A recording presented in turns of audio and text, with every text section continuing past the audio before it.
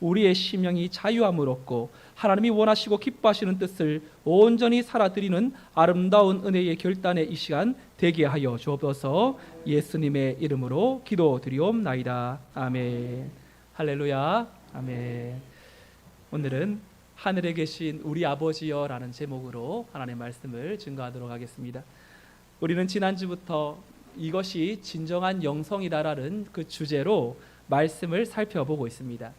지난주는 참된 경건에 대해서 참된 경건은 사람을 기쁘시게 하는 것이 아니라 하나님을 기쁘시게 하는 것이라고 했고, 참된 경건은 속세를 떠나는 것이 아니라 이 땅에서 함께 현실과 직접적으로 관련되어 있는 것인데, 그것은 특별히 사랑의 용서로 함께 나가야 함을 나누었습니다.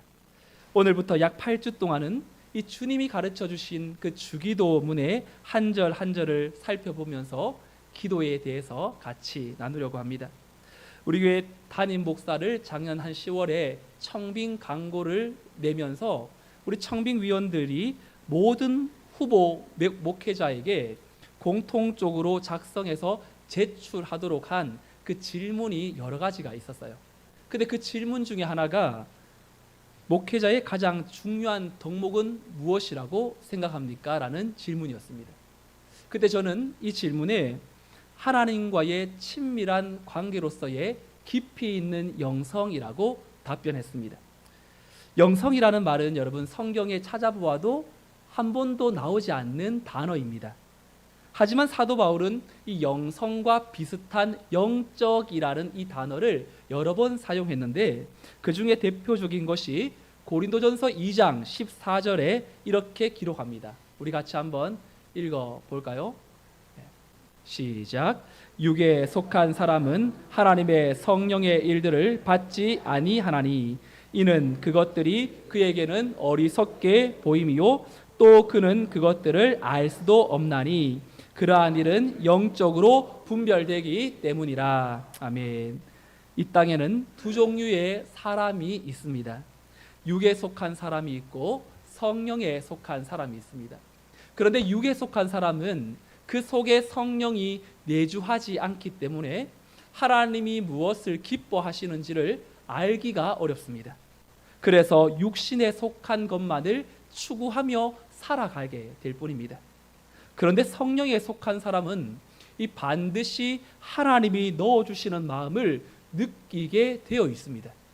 그래서 갈라디아서 5장 17절에 보면 육체의 소욕은 성령을 거스르고 성령은 육체를 거스르나니 이 둘이 서로 대적함으로 너희가 원하는 것을 하지 못하게 하려 함이니라. 여러분 혹시 주변에 쉽게 화를 내는 사람, 참 거짓말 잘하는 사람, 다른 사람에 대해 용납하기보다는 자신의 감정을 쏟아내는 사람, 필터가 없다고 하죠. 생각나는 대로 말함으로 상대방의 마음에 비수를 꽂는 사람, 이 모든 것은 결국 육신을 따라 살아가는 사람들의 전형적인 모습이라고 할 수 있습니다. 우리가 교회를 다니면서도 영적으로 은혜를 받지 못한다면 이 테두리 안에서 벗어나기가 어렵습니다. 하지만 성령의 사람은 이 영적인 필터 역할을 하는 성령께서 계시기 때문에 절제의 영을 받습니다. 그리고 마음을 추스르게 됩니다. 그리고 굉장히 힘들고 어려운 상황에서도 완전히 넘어지지 않고 그 자리에서 일어서게 되는 그 은혜를 경험합니다. 그래서 성령은 우리의 생각에 혁명을 일으키고 어떻게 하면 하나님을 기쁘시게 할까, 이 하나님의 생각과 일치되는 그 마음을 넣어주십니다. 이 땅에 존재하는 사람들은 세 가지의 성을 가지고 있는데, 하나는 지성, 두 번째는 감성, 세 번째는 영성이죠. 그런데 마지막 이 영성은 하나님의 마음을 알 수 있는 통로라고 할 수 있습니다. 이 땅에 존재하는 모든 이들의 마음에는 사실 이 영성이 있습니다.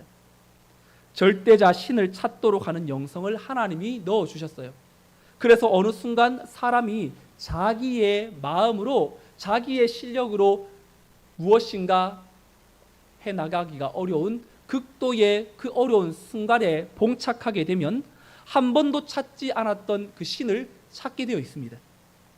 그래서 영성은 하나님을 찾고자 하는 마음이라고 할 수 있고, 하나님을 믿는 자들에게는 그 영성이 또 하나님의 마음을 알 수 있는 통로가 되는 것입니다.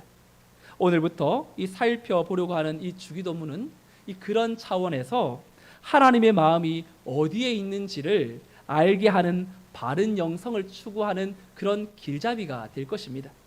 바라기는 오늘 예배에 나온 우리 모든 주의 성도들이 하나님의 마음을 아는 영성을 회복하여 하나님과 더욱 친밀한 그 관계를 유지하는 깊은 복된 영성을 겸비하시기를 주님의 이름으로 축원드립니다.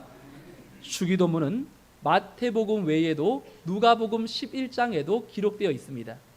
누가복음 11장 1절을 보면 오늘 본문에 없는 내용이 추가되어 있는데 함께 읽어볼까요? 시작. 예수께서 한 곳에서 기도하시고 마치심에 제자 중 하나가 여짜오되 주여, 요한이 자기 제자들에게 기도를 가르친 것과 같이 우리에게도 가르쳐 주옵소서. 예수님이 기도하시는 것을 지켜본 제자가 예수님의 기도가 끝나기를 기다렸다가 세례 요한도 자신의 제자에게 기도를 가르친 것처럼 우리에게도 가르쳐 달라고 요청합니다. 당시 많은 랍비나 교사들은 자신을 따르는 제자들에게 기도를 가르쳤습니다. 기도를 가르친다라는 것은 그 공동체에 속한 일원들로 하여금 강한 유대감을 가지게 만드는 수단이 되었습니다. 이 당시 세례 요한도 많은 제자를 거느리고 있었던 영적 스승이었기 때문에 세례 요한을 중심으로 형성된 공동체에 요한의 기도문을 가지고 있었다고 볼 수 있습니다. 예수님의 기도를 통해 기도에 이 선한 자극을 받았던 제자가 우리에게도 기도를 가르쳐 달라고 요청할 때에 주님은 즉시로 마태복음 6장 9절에 기다렸다는 듯이 말씀하시죠. 그러므로 너희는 이렇게 기도하라. 하늘에 계신 우리 아버지여, 이름이 거룩히 여김을 받으시오며. 오늘 주기도문을 첫 번째 문을 열면서 두 가지를 살펴보려고 합니다. 하늘에 계신 하나님과 그 하나님이 우리의 아버지가 되신다라는 사실에 대해서 살펴보고자 합니다. 먼저는 주님이 가르쳐 주신 이 기도의 대상부터 기도가 시작되고 있음을 선포합니다. 기도의 가장 중요한 부분은 바로 기도의 대상이라는 것이죠. 최근 미국의 대표적인 신앙 잡지인 가이드포스트에 길거리를 지나가는 1000명의 사람을 데리고 이 설문조사를 했습니다. 당신은 누군가에게 기도한 적이 있습니까? 라는 질문에 95%가 기도한 적이 있다고 말했습니다. 여러분, 이런 걸 보면 사람은 기도하게끔 지어진 존재라는 것을 확인할 수가 있죠. 그러나 문제는 그 95% 중에 기도의 바른 대상을 하나님 아버지, 하나님이라는 존재를 정확하게 고백한 사람은 불과 10%도 되지 못했습니다. 가장 많은 기도의 대상으로 말했던 것이 보이진 않지만 어떤 초월자, 막연한 어떤 이 초월자에 대해서 기도를 하고, 또 두 번째는 자신의 양심을 향해서 기도하고, 또 어떤 운명에게 기도한다고 답변했습니다. 여러분, 기도는 기도인데 기도의 대상이 바르지 못하다면 그것을 기도라고 할 수 있겠습니까? 그저 우리의 아프고 슬프고 힘든 마음을 내뱉는 주문서에 지나지 않을 것입니다. 예수님은 기도를 시작하면서 하늘에 계신 하나님이라고 부르라고 말합니다. 여러분, 하나님이 하늘에 계신다라는 것에 대해서 여러분 한번 생각해 보신 적이 있으세요? 여러분은 최근 하늘을 바라본 적이 언제였습니까? 지난주 월요일 6월 5일은 6월 6일 현충일과 주일 사이에 끼어 있는 이 샌드위치로 많은 학교가 재량 휴업을 이렇게 함으로 아이들이 학교를 안 갔어요. 근데 저희 집은 첫째만 안 가고 둘째, 셋째는 갔는데 첫째 아이가 오랜만에 집에 있다 보니 놀이동산을 같이 가자고 저를 유혹하기 시작합니다. 그래서 제가 알겠다고 같이 가자고. 그런데 머리를 좀 썼더니 좀 이 에버랜드나 지역도 자연농원 같은 데는 크고 돈도 비싸고 그리고 시간도 많이 걸리고, 그런데 가까운 어린이 대공원은 짧고 그리고 중학생이 놀기에는 그렇게 또 탈만한 것이 별로 없어요. 집에 빨리 돌아올 수 있을 것이라는 기대감을 가지고 이 아이와 함께 어린이 대공원에 갔습니다. 여러분 혹시 소시적에 탔던 놀이기구 중에 자유드롭이라고 혹시 들어보셨는지 모르겠어요. 여러분 어릴 적에는 아마 이 기구가 없었을 거예요. 이 놀이기구는 30명, 40명이 둥글게 한 자리에 앉아서 둘러 앉아서 안전바를 메고 상공 한 60m 가까이 올라갔다가 한 바퀴 쭉 돌고 급격한 속도로 확 떨어지면서 스릴을 느끼는 놀이기구입니다. 나이 드신 분들은 왜 돈 주고 저런 짓을 하나 이렇게 말씀하실지 모르지만 젊은 아이들은 아주 미치지요. 그런데 롯데월드에 있는 자유드롭은 상공 68m까지 올라가는데 어린이 대공원은 38m까지 올라갑니다. 근데 밑에서 보면 그렇게 안 무서워요. 근데 아이랑 같이 탔는데 이 아이가 무서워하기 시작합니다. 사람이 공포를 느끼는 그 상공이 11m거든요. 11m에서 이제 더 올라가니까 굉장히 무서운 거죠. 근데 이 아이에게 제가 안 무서운 방법 알려줄까? 하늘을 쳐다보라고. 여러분 하늘을 보는 순간 두려움이 사라져버려요. 놀이기구를 탈 때 무서운 이유는 뭡니까? 땅을 내려다 보기 때문에. 땅을 쳐다보지 않고 하늘을 들여다보면 두려움이 사라집니다. 여러분 한번 가셔서 시도 한번 해보세요. 네. 여러분 하늘이라는 것은 하나님의 영역입니다. 하늘은요 하나님이 계시는 것을 나타내는데, 특별히 예수님께서 이 주기도문으로 하늘에 계신 하나님을 외치라고 말하는 것은 하늘의 하나님이 가지고 있는 세 가지의 속성 때문에 그렇습니다. 첫 번째, 하늘의 하나님이 가지고 있는 속성 첫 번째는 바로 차별성입니다. 차별성은 하나님이 우리와 다르다라는 것을 말합니다. 이사야 55장 8절 9절 말씀 함께 읽어볼까요? 시작. 이는 내 생각이 너희의 생각과 다름이니라. 여호와의 말씀이니라.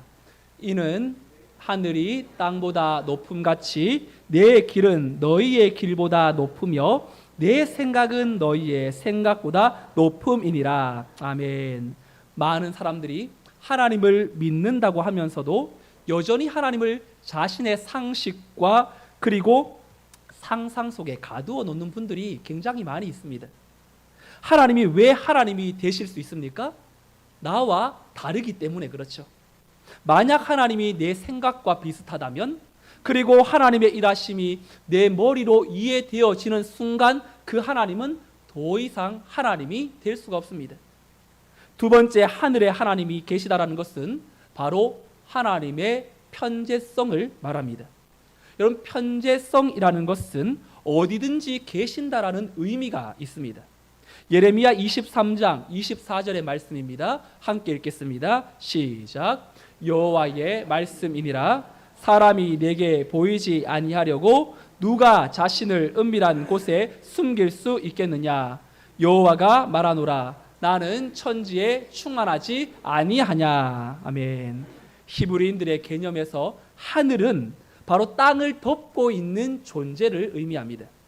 즉 하나님이 하늘에 계시다라는 것은 공간적으로 눈에 보이는 저 하늘뿐만이 아니라 우주를 넘어서는, 그분을 결코 벗어날 수 있는 이 땅의 공간은 아무것도 없음을 말해주는 것이 하나님의 편재성이라고 할 수 있습니다. 마지막으로 하나님이 하늘에 계시다라는 것은 바로 전지성을 말합니다. 즉 모든 것을 알고 계신다는 뜻입니다. 에스겔서 11장 5절 말씀도 함께 읽어보겠습니다. 시작. 여호와의 영이 내게 임하여 이르시되 너는 말하기를 여호와의 말씀에 이스라엘 족속아 너희가 이렇게 말하였도다. 너희 마음에서 일어나는 것을 내가 다 아노라. 아멘. 하나님이 다 아신다라는 것은 그분이 셈하여 주신다라는 것입니다. 다른 말로 하나님은 공평하시다라는 것을 말하는 것입니다.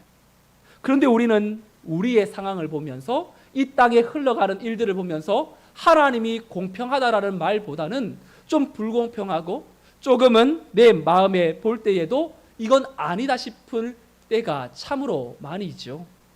그런데 하나님의 저울은 정확합니다. 마지막 추수할 때에 정확하게 하나님께서 셈하여 주실 것입니다. 사랑하는 성도 여러분, 하늘에 계시는 하나님은 우리와 다른 차별성, 어디에도 안 계신 곳이 없는 편재성, 그리고 모든 것을 알고 계시는 전지하신 하나님이신 반면에 우리는 유한하고 공간의 제약을 받고 박사학위를 받았다 할지라도 그 분야 외에는 모르는 것이 더 많은 그러한 인생입니다. 그런데도 우리가 하늘에 계신 하나님을 잊어버리고 살 때가 너무나 많이 있습니다. 하늘을 쳐다보려고 하지 않고 이 땅에 일어나는 일들을 자꾸만 집중하면서 놀라워하고 괴로워하고 마음 아파하면서 어쩔 줄 몰라 하며 자꾸만 우리의 눈이 하늘이 아니라 그 땅 아래에 일어나는 현실 앞에 같이 무너져 내리는 모습들이 우리에게 없는지 돌아보아야 합니다. 예수님이 제자들을 향하여 기도를 가르치시면서 1000마디가 하늘에 계신 하나님을 소개해 주시는 이유는 자꾸만 내 문제, 내 한계에 갇혀 답답해하지 말고 답이 없는 세상에서 답을 찾으려고 하지 말고 세상의 논리로 뛰어넘는 시간과 공간에 제약받지 않으시는 하나님을 바라보라고 말씀하시는 것입니다. 롯은 땅에 집중하다가 일순간 모든 것을 잃어버리는 하나님의 큰 심판을 경험받았던 인생이죠. 현실에 필요한 요소들을 기가 막히게 잘 파악하는 사람이었어요. 아브라함이 보니까 자기의 종과 우리의 종과 소유가 많아지니까 한 곳에 동거할 수 없음을 알고 아브라함이 먼저 롯에게 너가 좌하면 나는 우하고 네가 우하면 내가 좌하겠다고 선택권을 롯에게 먼저 줍니다. 이때 여러분 롯이 집중했던 것이 무엇이었습니까? 창세기 13장 10절 11절 말씀 우리 함께 읽어볼까요? 시작.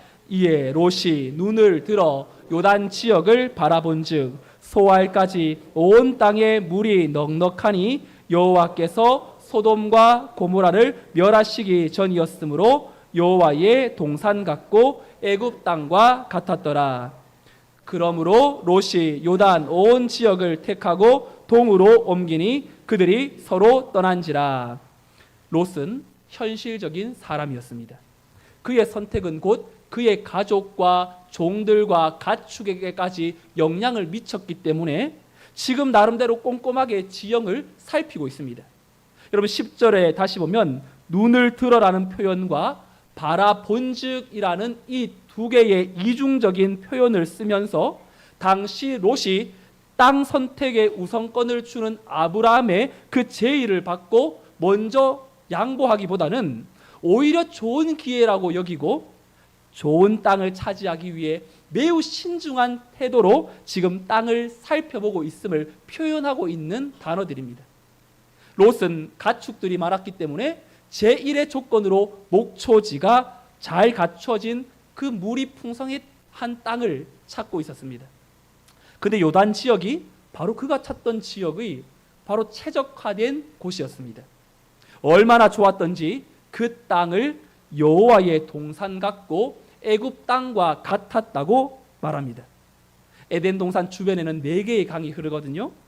비손강, 기온강, 히데겔강, 유프라테스 강들이 흘러서 물들이 굉장히 풍부했고 그리고 이 애굽의 나일강은 6,650km의 세계에서 가장 긴 강으로서 풍부한 수량이 바로 애굽의 이 농사를 책임지는 제일 중요한 요소로 꼽혔습니다. 그러니 롯은 보이는 것을 넘어서는 믿음을 가지지 못했어요. 롯은 이 땅이 여호와의 동산 같고 애굽 땅처럼 보였는데 성경 기자는 이 땅을 어떻게 평가합니까? 바로 여호와께서 소돔과 고모라를 멸하시기 전이었으므로. 또 창세기 3장 13절은 소돔 사람은 여호와 앞에 악하며 큰 죄인이었더라라고 말합니다. 롯이 혹여나 이동하기 전까지는 이 소돔 땅이 죄악의 도성인지는 몰랐다 하더라도 그 땅에 살면서 보니까 하나님 마음에 합하지 않은 동성애 그리고 여러 가지의 이 살인들 또한 죄악들, 하나님의 그 마음에서부터 멀어지는 죄악들이 판을 치는 그 땅에 살면서도 여전히 믿음의 결단으로 그 자리를 피하려고 옮기려고 하기보다는 부요함과 풍요로움에 푹 젖어서 하나님이 굳이 필요 없어도 살아가는데 지장 없을 것으로 그가 생각했습니다. 롯은 세상에서 답을 찾으려고 했고 세상 논리에 갇혀서 하나님의 그 주시는 땅보다 자신이 눈을 들어서 바라보면서 그 자신에게 꼭 필요한 땅을 선택했다고 여겼지만 얼마 가지 않아서 그 화려한 도성은 불에 태워지고 자신의 모든 소유는 일순간에 없어지는 그런 처참함을 경험해야만 했습니다. 롯은 눈을 들어 이 땅을 보며 나아가다가 해를 당했지만 여러분 아브라함은 똑같이 눈을 들어서 땅을 바라보았습니다. 그런데 롯은 자신이 눈을 들어 자기가 살펴보려고 안간힘을 썼지만 아브라함은 달랐어요. 창세기 13장 14절 15절 말씀 함께 읽겠습니다. 시작. 롯이 아브라함을 떠난 후에 여호와께서 아브라함에게 이르시되 너는 눈을 들어 너 있는 곳에서 북쪽과 남쪽 그리고 동쪽과 서쪽을 바라보라. 보이는 땅을 내가 너와 내 자손에게 주리니 영원히 이르리라. 아멘. 우선권을 양보한 아브라함에게 하나님이 찾아오셨습니다. 눈을 들어 동서남북을 바라보라고 하십니다. 눈을 들어 바라보았는데 화려하지도 않았고 물이 넉넉하지도 않았습니다. 하지만 하나님 아브라함은 당장에 자신의 유익이 되지 않는 땅이라고 할지라도 하나님이 바라보시는 그 땅을 믿음으로 바라봅니다. 하나님은 바라보는 그 땅이 너와 내 자손에게 주어질 것이라고 말합니다. 여러분, 이 땅이 어떤 땅입니까? 이 아브라함이 바라본 땅이 어떤 땅이 됩니까? 신명기 34장에 보면 이스라엘이 40년 광야 생활 후에 들어가게 될 가나안 땅이 됩니다. 세상이 볼 때에 아브라함은 현실 속에 재빠르게 머리를 쓰지 못해서 자신뿐만 아니라 가족들과 종들과 가축들까지도 좋은 것을 제공해 주지 못하는 무능한 가장처럼 여겨졌을지도 모릅니다. 하지만 아브라함은 하늘에 계신 하나님을 바라보니 결국 온 우주 만물의 통치자이신 하나님께서 아브라함을 통하여 당대뿐만 아니라 이후의 자손들의 터전까지도 마련되는 역사를 이루어 가십니다. 사랑하는 성도 여러분, 우리의 삶의 문제도 재정 문제, 그리고 건강 문제, 자녀 문제, 불투명한 내일의 진로의 문제, 현실적으로 해결해야 될 그러한 이 문제가 엄청나게 커 보이는 것은 우리가 지금 하늘을 바라보지 못하고 여전히 무섭고 두렵고 공포스러움에 있으면서도 계속해서 땅을 내려다보기 때문입니다. 이 땅은 롯처럼 재빠르게 움직이며 최선을 다하여서 자신의 살 길을 찾는 사람에게 박수치면서 인정하는 시대이죠. 하지만 우리 주님은 하나님의 자녀들만큼은 하나님의 마음을 아는 영성을 가진 자녀들은 이 땅만 바라보지 말고 하늘에 계신 하나님을 바라보라고 말씀합니다. 그럴 때 우리와 다른 차별성을 가진 어디에도 안 계신 곳이 없는 그 하나님이 우리의 문제를 알고 계시는 전지하신 하나님이 하나님의 방법으로 돌파구를 여셔서 하나님이 행하셨음을 고백하게 만드실 줄로 믿습니다. 내 한계에 갇혀 하나님을 재단하지 말고 우리의 믿음의 반응을 통해서 하늘에 계신 하나님을 바라볼 수 있는 영안이 열려지기를 주님의 이름으로 축원합니다. 예수님은 제자들에게 기도의 대상인 하늘에 계신 그 하나님이 이런 분임을 설명하시면서 마지막으로 그 하늘에 계신 하나님이 동시에 우리의 아버지가 되신다고 말씀합니다. 여러분, 아버지가 되신다라는 이 말은 당시 충격적인 말입니다. 왜냐하면 예수님 이전의 문서들을 살펴보면 하나님을 아버지, 아람어로 아바, 아빠라고 부르는 사람은 아무도 없었기 때문에 이스라엘 백성들은 하나님이라는 단어조차 자신들의 입으로 부르는 것을 신성 모독으로 여겼고, 이 말씀을 대할 때에도 하나님이라는 단어가 나오면 다시금 씻고 나와서 읽다가 하나님이라는 그분이 나오면 또다시 씻고 나와서 하나님이라는 이름도 부를 수가 없어서 그 앞글자만 딴 아도나이라는 말로써 하나님을 불렀습니다. 그런데 예수님은 제자들에게 그 하늘에 있는 하나님이 너희의 아버지가 되신다고 말씀합니다. 여러분, 옛날 우리 어르신들은 아버지라는 존재가 어떤 존재였습니까? 참으로 두렵고 무섭고 가까이 하기에 먼 당신이죠. 한 상의 밥을 같이 먹는 것은 꿈도 꿀 수 없는 일입니다. 저도 우리 아버지가 제가 2살 때 돌아가셨으니 아마 가까이 하기에는 먼 당신이죠. 그런데 예수님이 말씀하시는 아바라는 이 단어의 아버지는 두려움의 대상이 아니라 언제든지 쉽게 다가갈 수 있는 친근한 대상으로 말씀하십니다. 그러니 기도를 가르치시면서 하늘에 있는 하나님이 어떤 관계인 줄 아느냐? 종과 주인의 관계가 아니라, 군주와 신하의 관계가 아니라, 이 땅에서 가장 친근한 육신의 아버지에게 쓰는 단어 아빠라는 그 단어로 아버지와 자녀의 관계라고 설명해 주십니다. 여러분, 아빠하고 아버지는 어감상 어떤 차이가 있습니까? 보통 자녀들이 아빠, 아빠 하고 이렇게 부르면 그 말의 뜻은 지금 자기가 무엇인가 필요하니까 해달라는 요청으로 자신의 필요를 충족시키는 그 귀엽게 부르는 말이 아빠라고 부르는 뜻이고, 아버지라고 말하면 무엇인가 잘못했을 때에 용서해달라는 의미의 이해를 구할 때 쓰는 단어로 보통 이해가 되죠. 어느 날 5살 먹은 이 막내 아이가 보통 때는 아빠라고 부르다가 설교를 준비하는데 아버지, 풀 죽은 소리로 저를 부릅니다.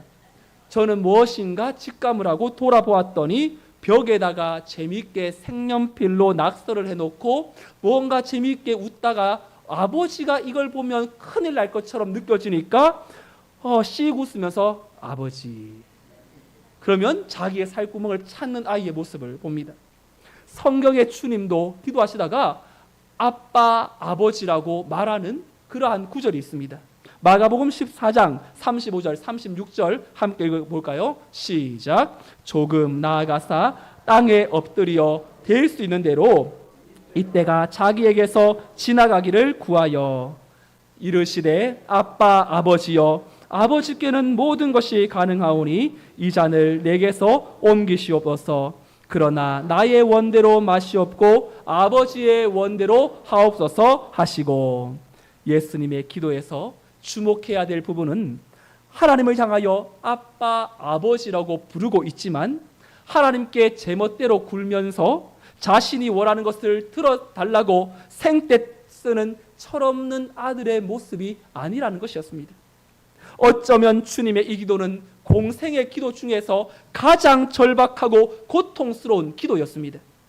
어느 아들이 죽음을 앞에 두고 아버지에게 이 죽음의 잔을 옮겨달라고 말하지 않을 아들이 어디에 있겠습니까?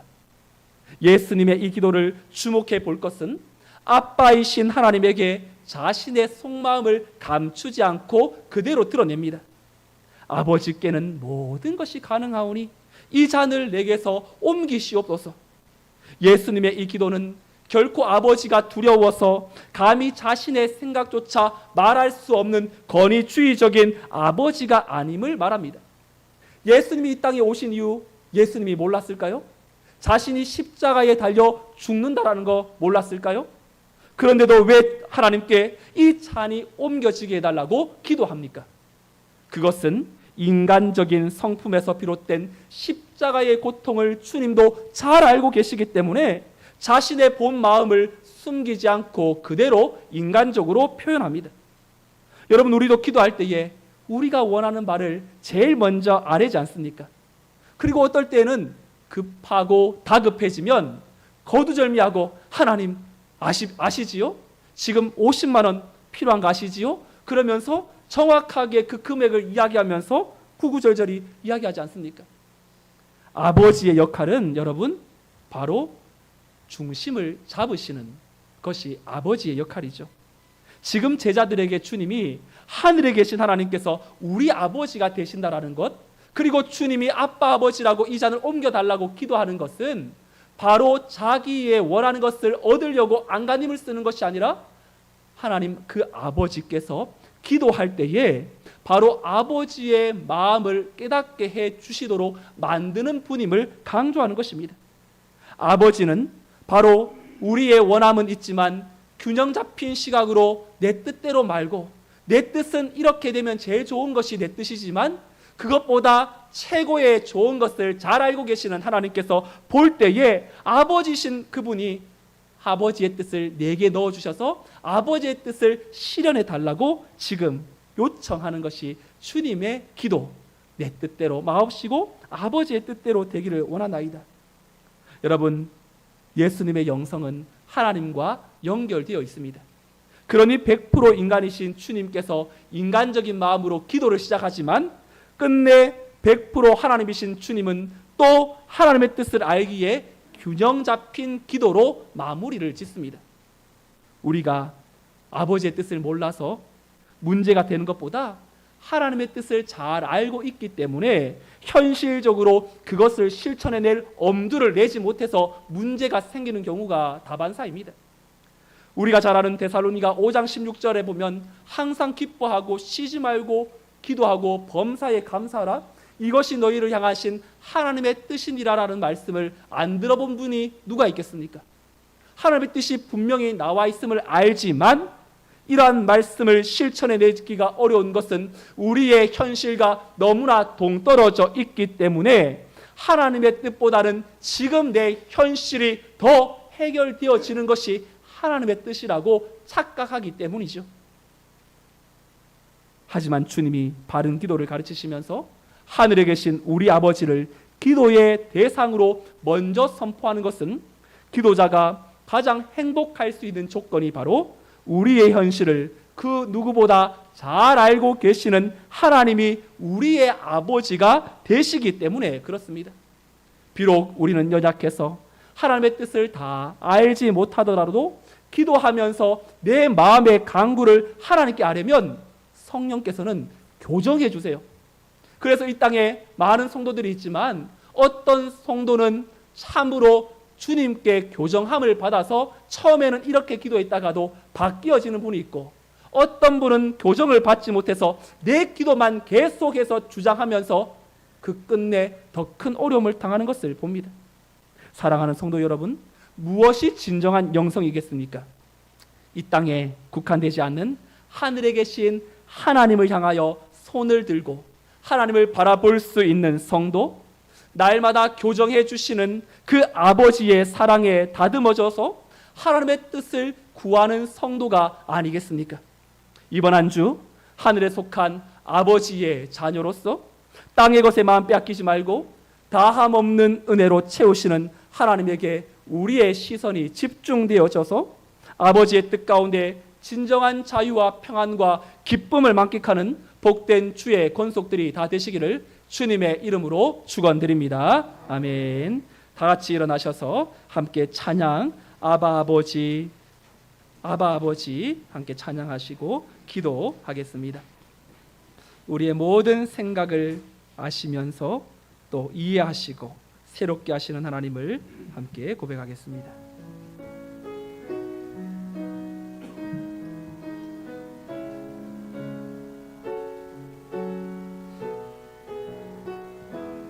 아바 아버지, 나 아버지, 나 아버지, 나를 안으시고 바라보시는 아바 아버지, 아바 아버지, 아바 아버지, 나를 도우시고 힘주시는 아버지, 주는 내 마음을 고치시고 볼 수 없는 상처 만지시네. 나를 아시고 나를 이해하시네.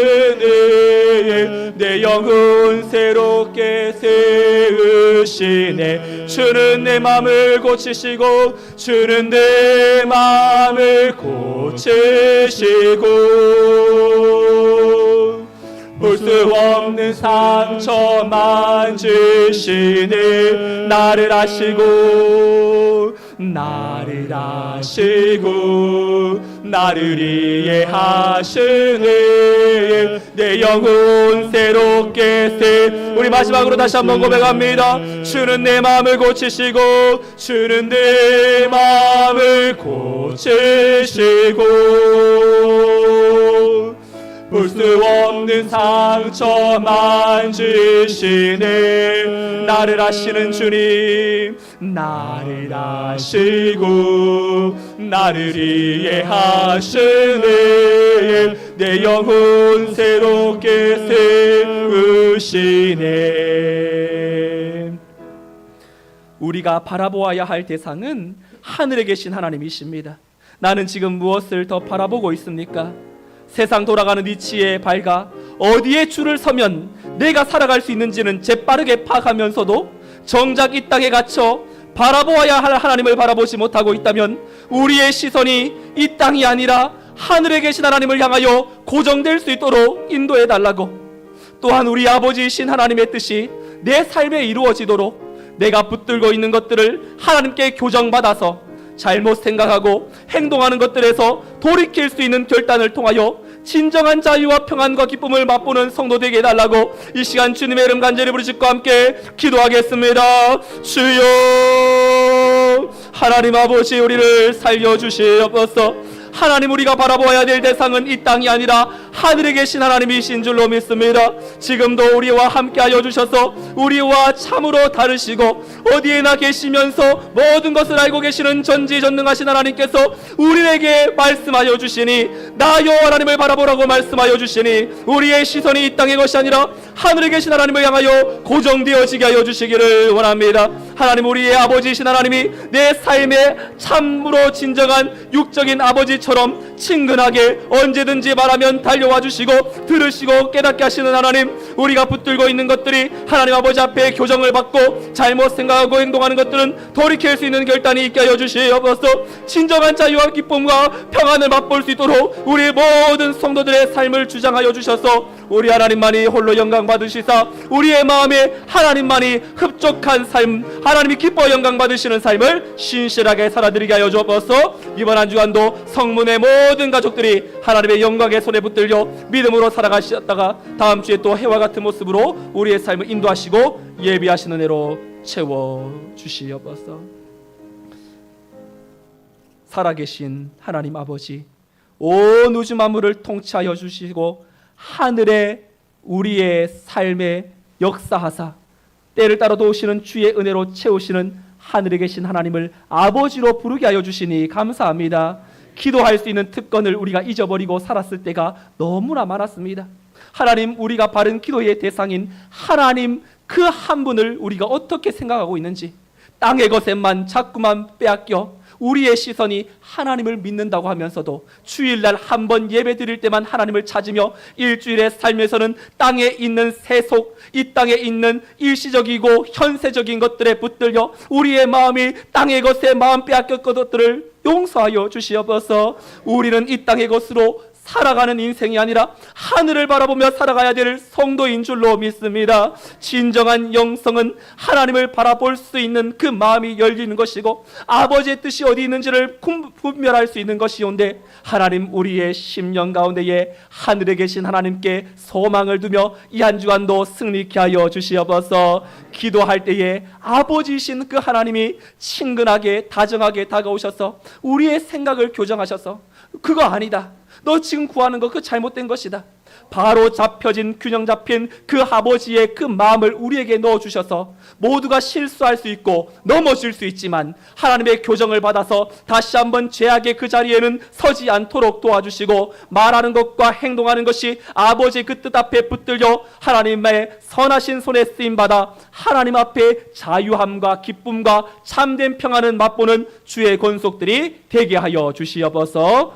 예수님의 이름으로 감사 기도 올려드리오며 이제는 부활이요 생명이신 예수 그리스도의 은혜와 하나님 아버지의 그 크신 사랑과 성령님의 인도 보교통 충만 역사하심이 하늘에 계신 그 하나님을 아버지로 모시며 살아가는 성도답게 이 땅 가운데에 하늘 아버지께서 무엇을 원하시는지 우리의 시선을 저 영원한 천국에 올려드리고 하나님 앞에 우리의 시선이 교정되어 하나님이 원하시고 기뻐하시는 삶을 신실하게 살아내드림으로 주님께 기쁨이 되기를 원하는 우리 모든 주의 권속들의 삶과 가정과 자녀와 직장과 생업 위에 이 교회와 민족과 세계 열방 위에 이제로부터 영원토록 함께 있을지어다. 아멘.